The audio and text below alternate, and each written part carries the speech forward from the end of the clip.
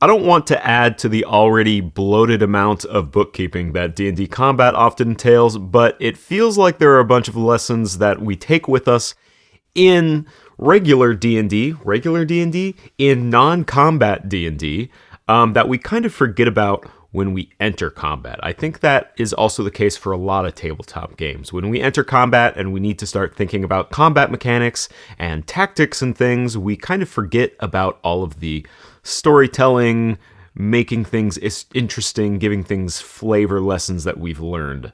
Like a few years ago, all of the D&D content creators were talking about how boring and fatiguing D&D combat was, and all of the content creators were talking about all of the ways to fix it, all of their homebrew methods of making D&D combat more fun. And some of their complaints were valid, and some of their techniques do help D&D combat. But the thing about the way people run encounters that I often see is that they only run the combat, right? They don't continue running the rest of the world. I'll explain. Imagine that you're reading a book and it's super interesting and engaging, and maybe you are even reading it in a book club with some of your friends, so you are all interested and invested in this book together, and then you get to a big climactic battle in the book, and you get a page of arithmetic instead of like all of the words that would usually be there. Not super exciting for a group of people who are expecting the climax of the book, right? And if we're translating this to the tabletop setting, for players that come to the table for storytelling and dramatic moments, often a little tiring.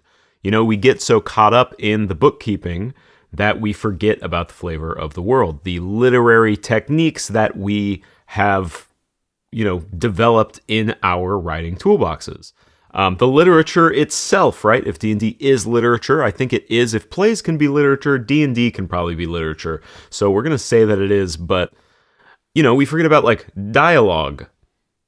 One of the founding aspects of literature, we forget to include that because we're worrying about numbers and things. You might think, like, oh, well, the people are fighting, right? But if a group of people are fighting for their lives, they're probably not going to be very quiet about it. Like, not in the least, right? Dialogue can do a ton to make anything more interesting, including combat. I was once playing a game where the enemy was taunting the players, and the player whose turn it was I think, a sorcerer because he was casting Ice Knife. And he said, actually, this guy's going to get a fireball.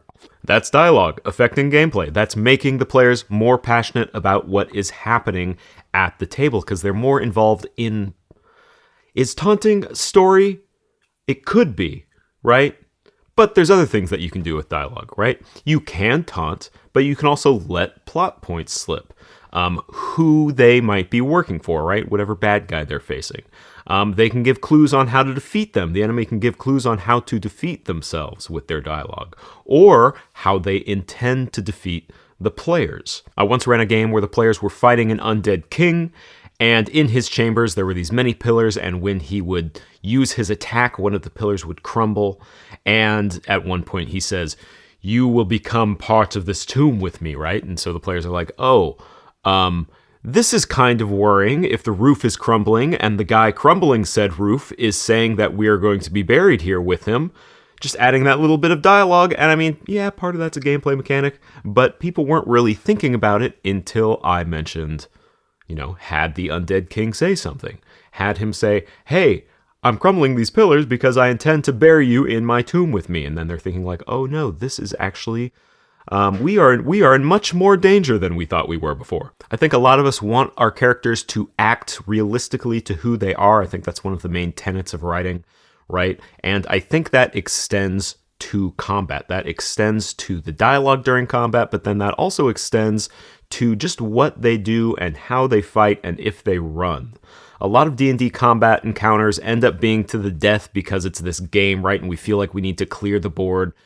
But not only is there no point to doing cleanup during the end of combat because you know which side is going to win at that point, that's also just not really how people act. If you are the last one alive, you are either extremely loyal or honorable, Klingonian you might say, or you are fighting for something way bigger than yourself if you're going to stay around and fight a bunch of heroes who are basically fantasy John Wicks, right? I've been doing this a while now, and when my players are getting towards the end of the battle, it's become kind of an unspoken mechanic where my players ask, well, like, how are these guys looking? Are they looking scared? Are they looking like they might run? And they might even make an intimidation roll to cause them to run or cause them to yield.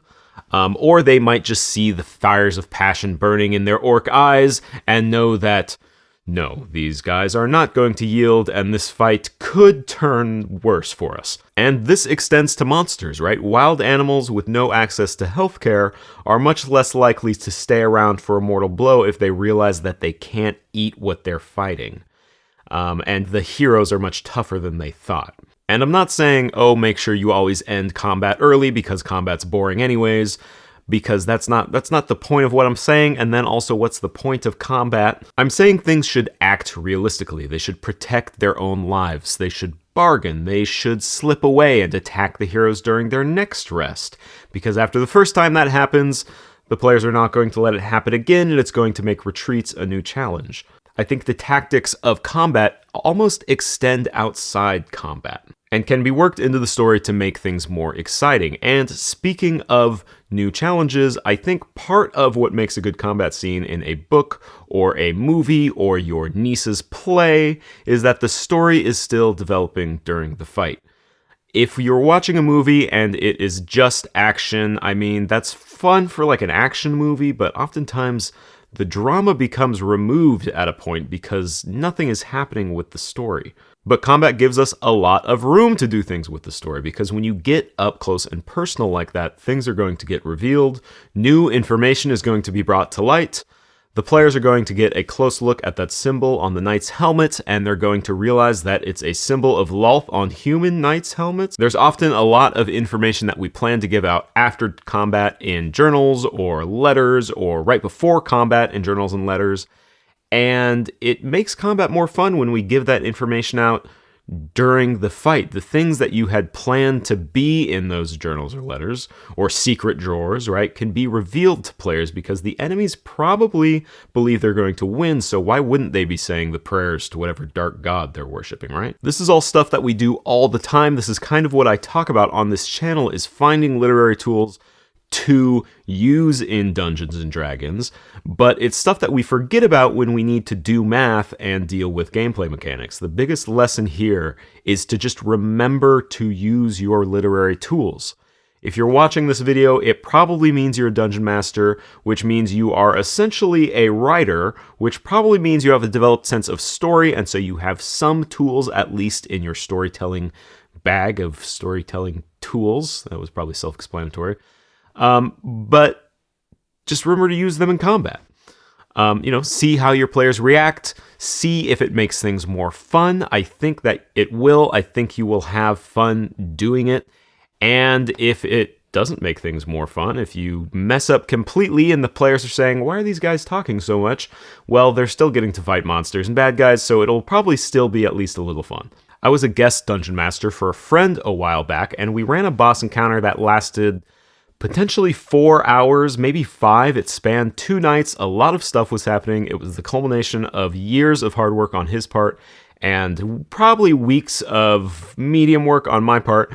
And a player came to me after and said it was one of the best encounters that he had ever been a part of. And of course, my friend and I had met a bunch of times beforehand. We had put a lot of work into making this encounter fun and engaging, just gameplay-wise. But I really think that the climactic moments of the battle were the big reveals and what the characters were saying. Like the reveal of, I think, the clone and I think the vampire being a god, technically. It's been a while since I ran this. But it kind of just poured gasoline on an already well-designed fight, and it became the Night of Legend, right? And it makes it a lot more fun when the vampire says, you're never going to defeat me, and then he gives the reason for him never being defeatable, him being like a literal god, and then the player's getting to fight a literal god. And those are both things that they could have found out before, or they could have found out after, but when they found it out while their lives were in danger, it made things much more dramatic. And more fun, it lets the players immediately act on what information they're being given. So try it out, throw some dialogue in there, have the characters act realistically, give some plot points, some new information, and like I said, worst thing that happens, you still get to fight monsters.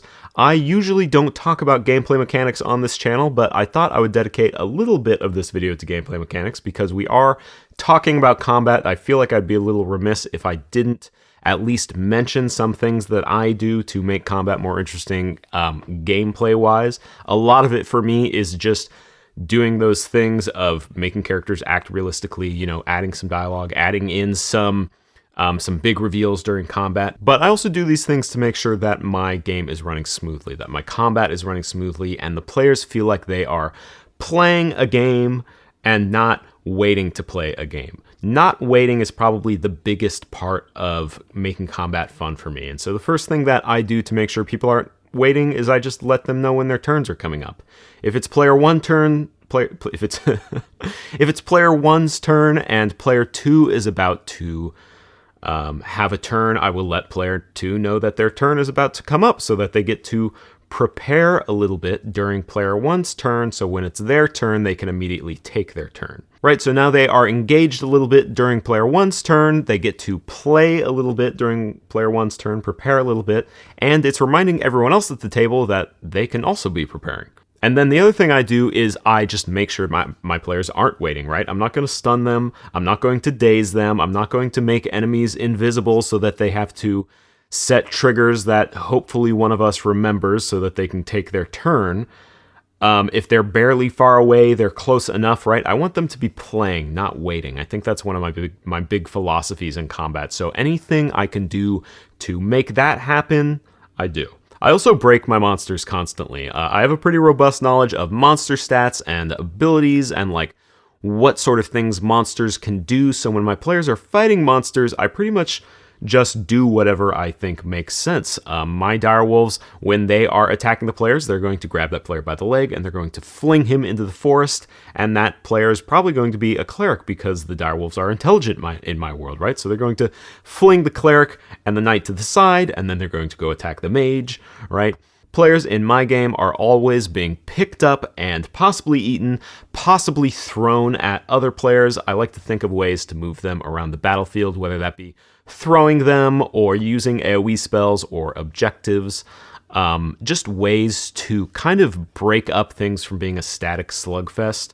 Just keep the players fighting, keep the players thinking about what is going on at the table so they aren't just waiting to make the same attack that they made earlier and hope that the guy's damage goes down enough so they can make a fun "how did you kill this guy" description.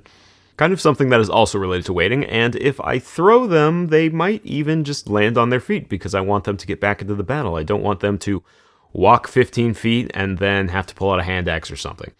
I think anything you can do to get players thinking about combat in a gameplay sense makes combat more fun, and in a story sense also makes combat more fun. So hopefully that helps you in your efforts to engage your players and tell the story that you want to tell the story that you and your players are making together, right? Because it's not just our story, it's the story of us and our players making a story together. It's the story of us making a story.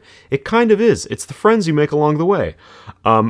Anyways, my name is Wes, the sleepy boy back there. His name is Prismo, and this is TableTopWriter, where I look at methods of writing through the lens of tabletop gaming. If you want to help me in some way, you can like or subscribe even.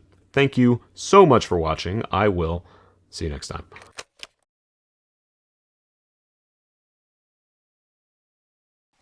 Prismo, you look like... Oh, you look just like strung out, dog. Prismo.